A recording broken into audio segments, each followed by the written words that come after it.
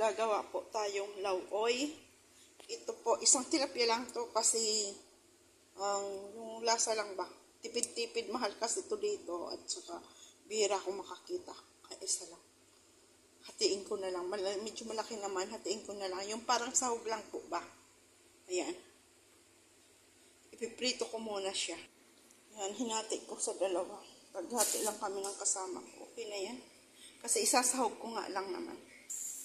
So, ito, magagawa tayong lauoy. May kalabasa tayo dito. Ito yung parang dahon ng sibuyas. May press, may, hindi na to press, frozen sitaw, at saka okra.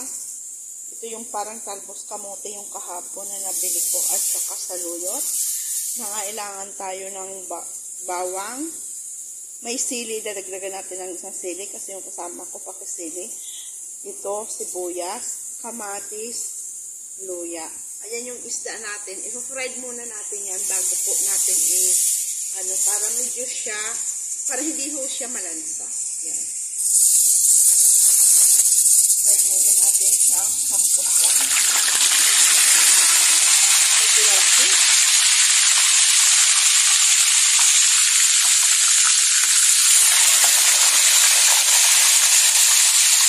Ito po, gagamitin ko po dito yung rice wine po ba? Yung hugas ng bigas. Ayan, hugas ng bigas.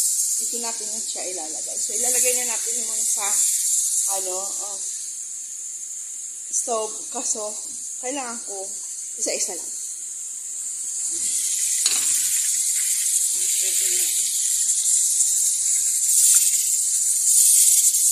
Yung hugas bigas. Pwede man ho na hindi hugas bigas. Ako type ko lang yung hugas bigas. Papakuloyin natin siya. Para may sabaw-sabaw tayong higop, diba? Pag kulo na lang, ilalagay na natin yung mga sangkap natin. Habang nag-prito tayo naman ng tilapia na isasahog natin.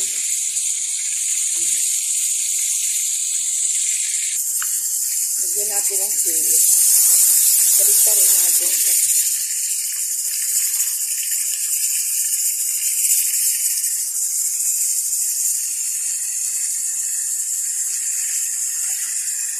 Ganda lang kulay, no?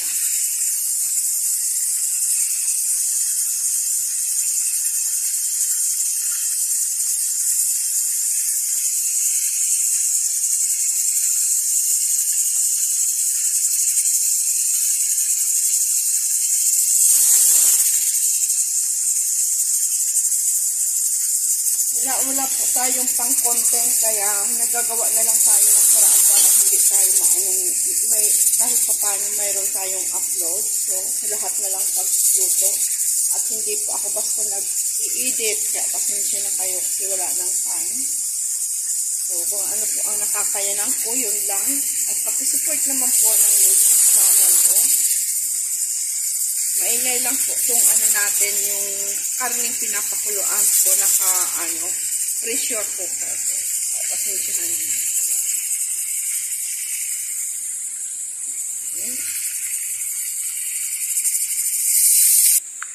Sarap ng gulay natin. Masarap yan. May sabaw-sabaw ba, diba?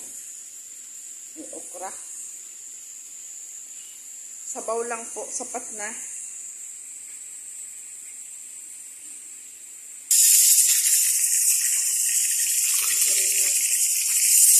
Minsan lang po ako makakitang tilapia dito. Sa supermarket yan.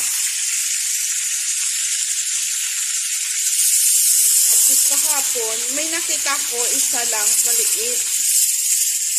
Sa naka-istansi siya. Kaso, nung tinignan ko, 1.5 kilo. Is okay na to kahit pa paano. Naka-frozen naman siya. Yung 4 na piraso, mag-1 kilo. Nasa mga 300 pesos lang po. Pero yung isang piraso lang siya, 1.5 kilo. Ito na lang ang ko. Binili ko. Frozen nga lang. Okay na to. Isasahog lang naman po natin.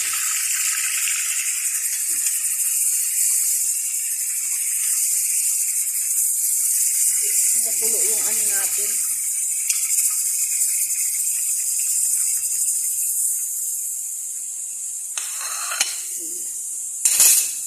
Pagkulo nun, ilagay na natin ito. Ito kahit may natin din ito. Ito na natin doon.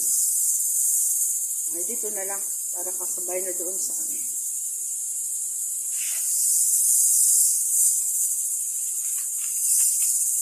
Mahalaga, mayroon tayong may sahog. Yan.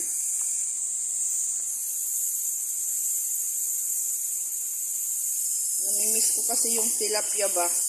At kung nagbili akong gata, sana, kung may pitsay ba, masarap gata. Diba? Kaso sa ano naman, di na ka makakuha ng pitsay.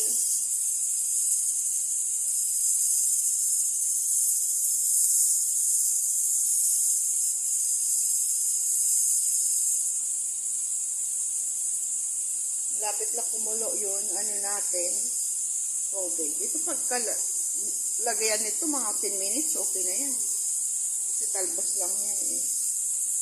Ito kasi may ano, itaw, okra at saka kalabasa. Tingnan ko nga kung may talong pa dyan. Tingnan ko daw. Aba, mayroon pa dalawang pirasong talong. So, anuhin na natin kasi malapit na siya masira. Pakinabangan natin. So, hayan, sinama na natin yung talong, pero binalatan. Kasi pag hindi mo ito binalatan, mapait-pait eh. Mas okay, mas sarap ang talong sa atin. So, ngayon, hayan, kumukulo na ang ating, tubig. Ilagay na natin ito. Kaso baka magtapon yung tubig natin.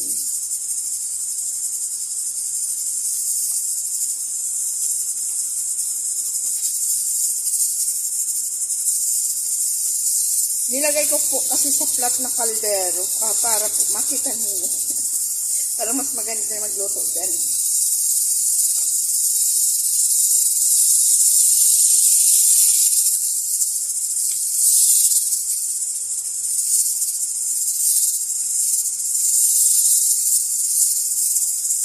Bawasan ko kaya muna ng tubig, di ba? Tapos mamaya ibabalik ko na lang. Ako ho, bumibili dito ng bitsin kasi yun ang pampalasa ko dito. Sa atin maraming pampalasa, diba? O yan ang pampalasa ko dito. At saka nasanay na rin sila eh. Dinalagyan ko yung pagkain nilang bitsin. Pag walang bitsin, sabihin hindi masarap yung luto mo Yoling. Sabi ko, nga marunong na kayo kumain ng may bitsin. Kaya hindi na ako napapaalis bitsin. Ako po ang bumibili ng pera ko. Yung kulo na eh. Hindi pa pala natin nalagay yung talong. Lagay na natin ito.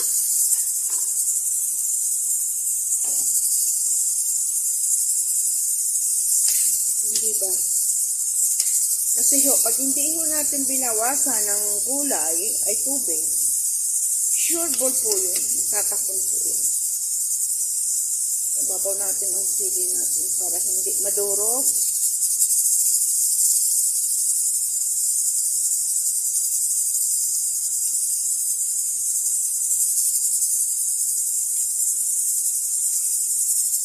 Ados.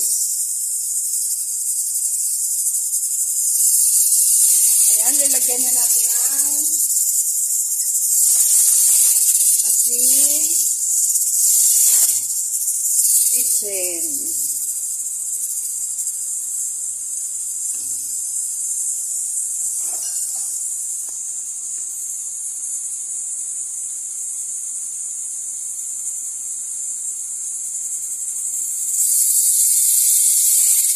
Siguro tanggalin na natin yung yung whistle ng ating pressure cooker.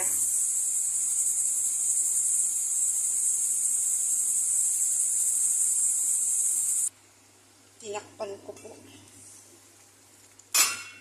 O, diba?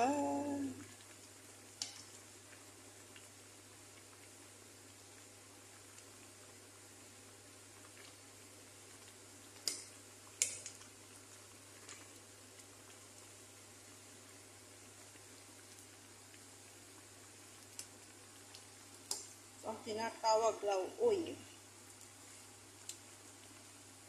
Kulang pang asin. Sayang, dapat nakabili tayong patis. Wala kasing patis doon. Wala ako nakitang patis. Sarap dito, may patis pa eh.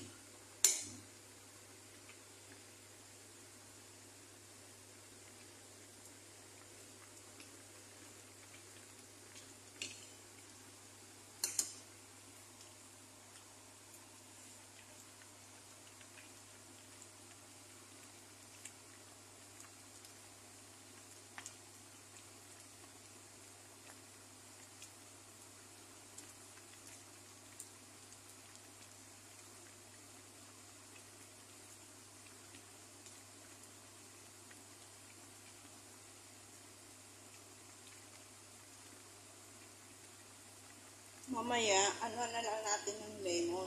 Sausaw na lang tayo na may konting lemon. Kasi, pag linagyan natin yan, kasi ang lauoy, ang alam ko ang lauoy, wala naman po lemon, di ba? Boiling lang siya.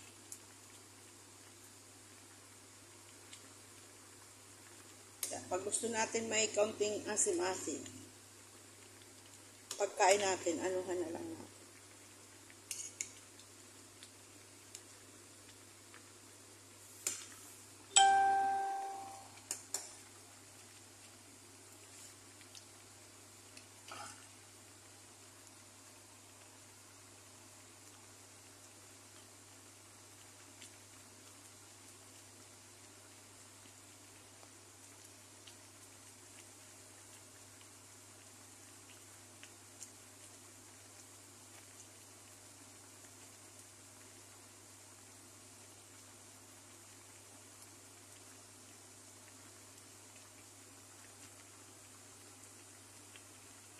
Paluto yung ano natin, yung gulay.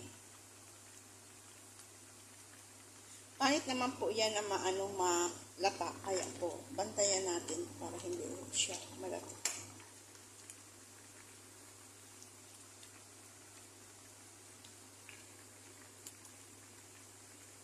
Sarap niya maghigop.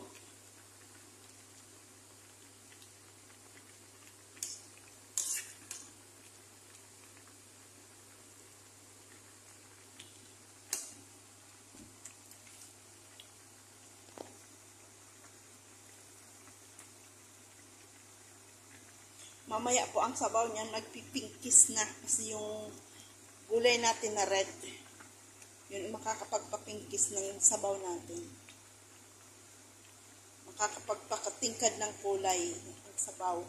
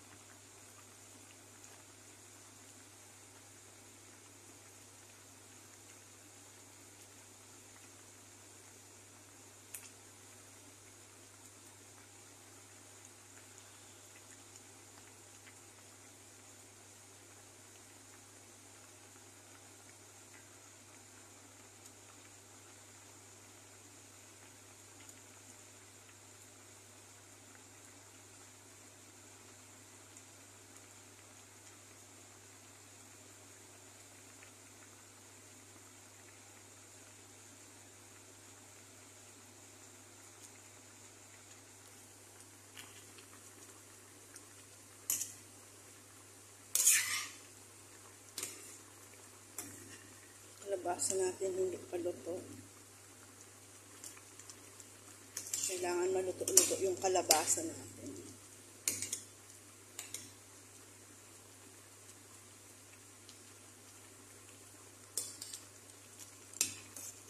Di ko po siya binalatan para kasi manipis yung kalabasa natin. Pag binalatan natin, wala na. Kaya, hayaan na natin yan. Gulay pa naman yan. Totally, kahit hindi mo yan balatan na kalabasa, okay lang po.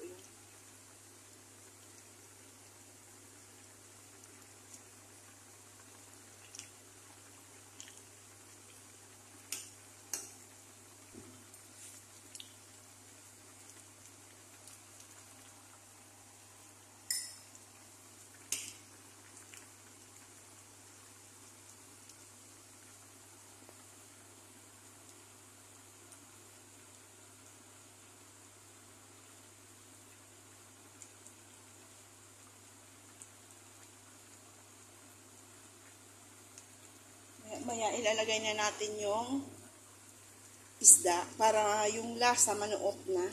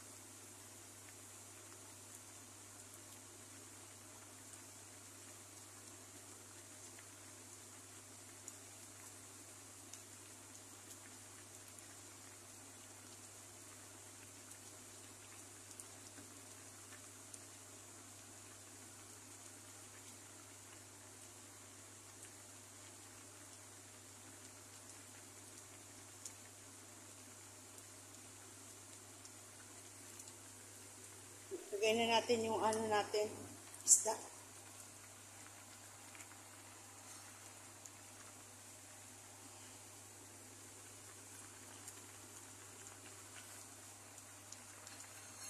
Para manuot yung lasa.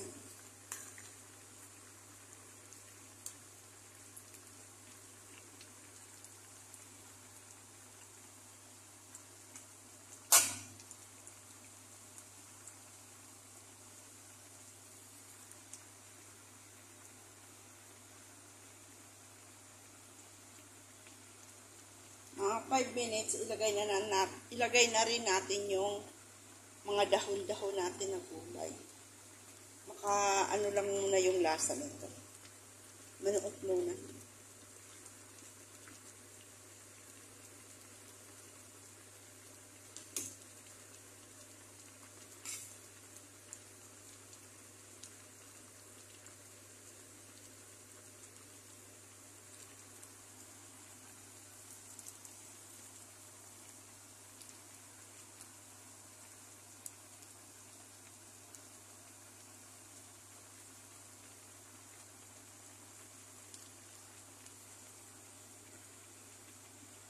Excited na ako matikman yung lasa.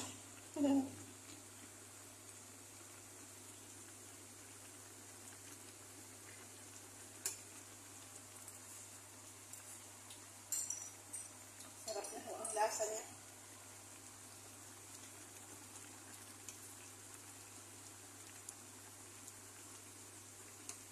Mas iba talaga ang yung sitaw bagang fresh. Ito kasi frozen na. Pero at least mayroon.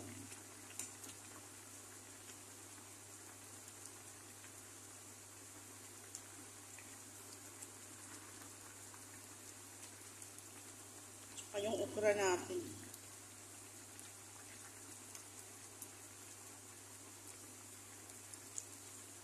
Masabi nga rin yung fresh yung okra pero frozen na din. Frozen na din yun. Hindi na talaga as in fresh from the farm.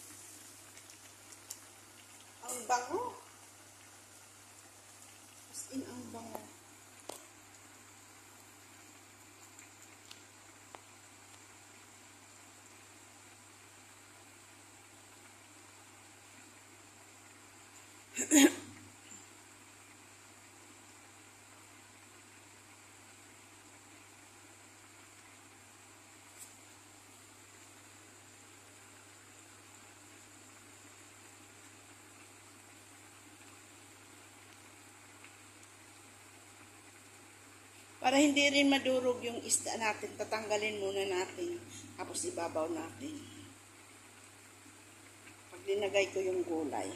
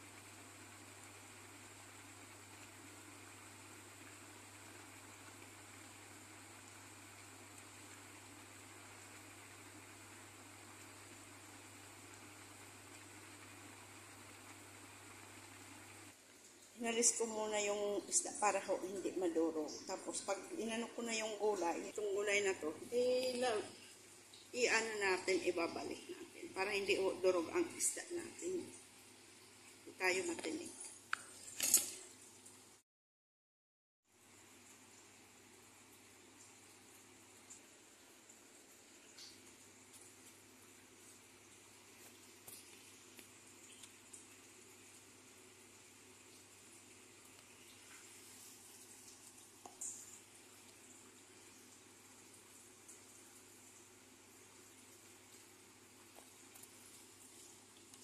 Sarap nito.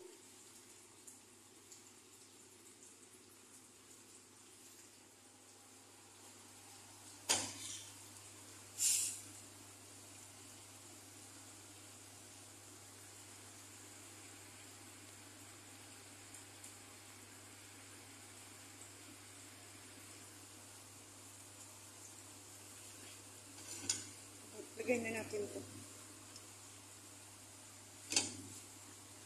Dahon-dahon.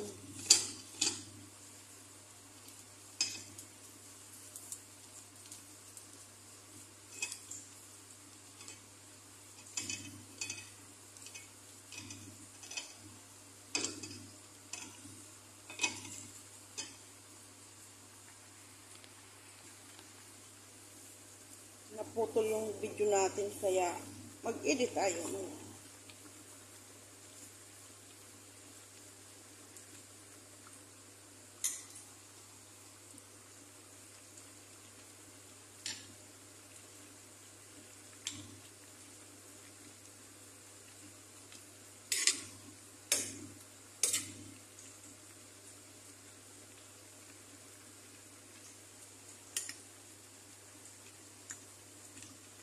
O, di ba nagkukulay na ang ating sabaw?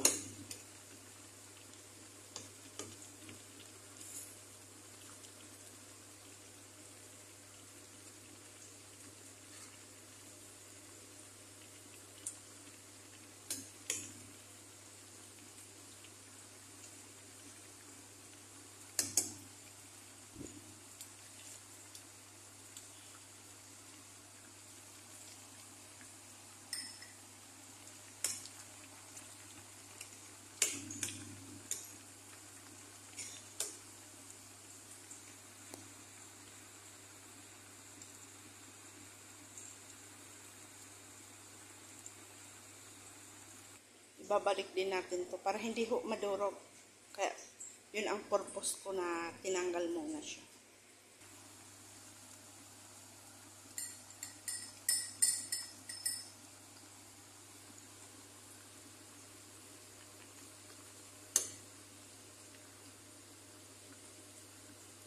Makulay ang buhay.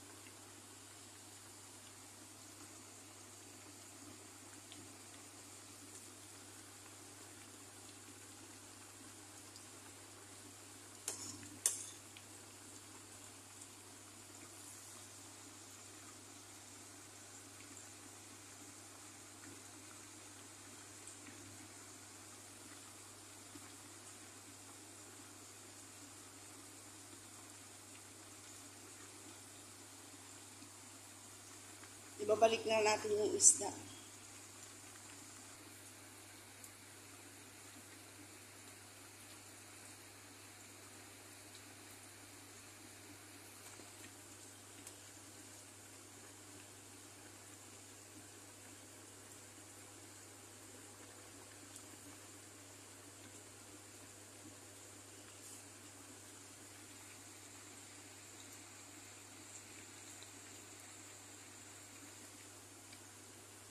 Natin.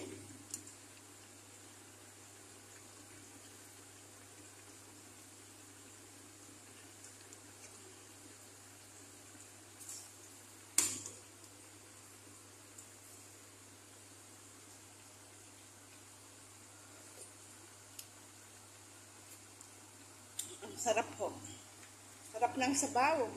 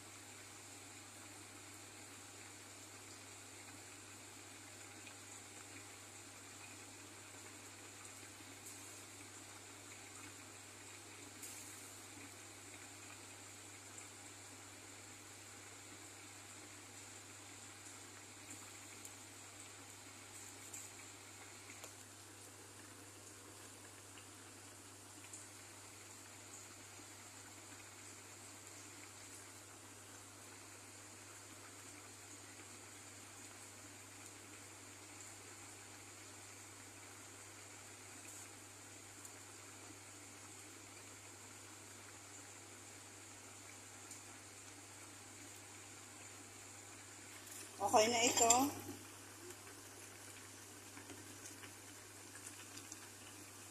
Situation ito.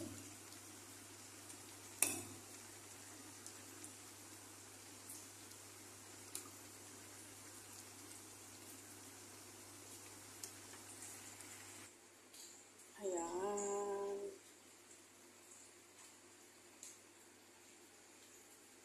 Umuusok-usok pa. Ikiman portion po.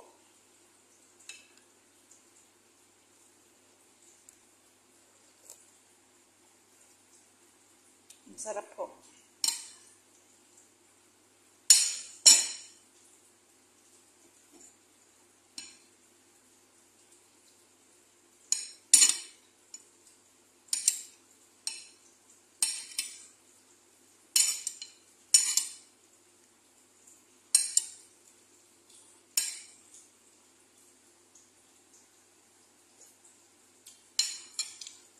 Kasarap.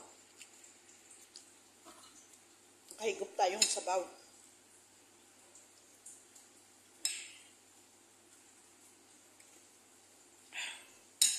Sarap ng sabaw.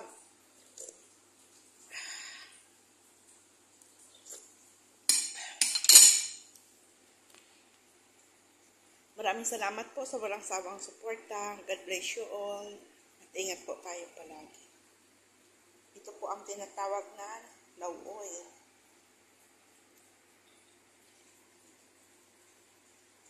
Ingat po tayo palagi at lagi po tayong mag-iingat sa ating sarili. God bless you.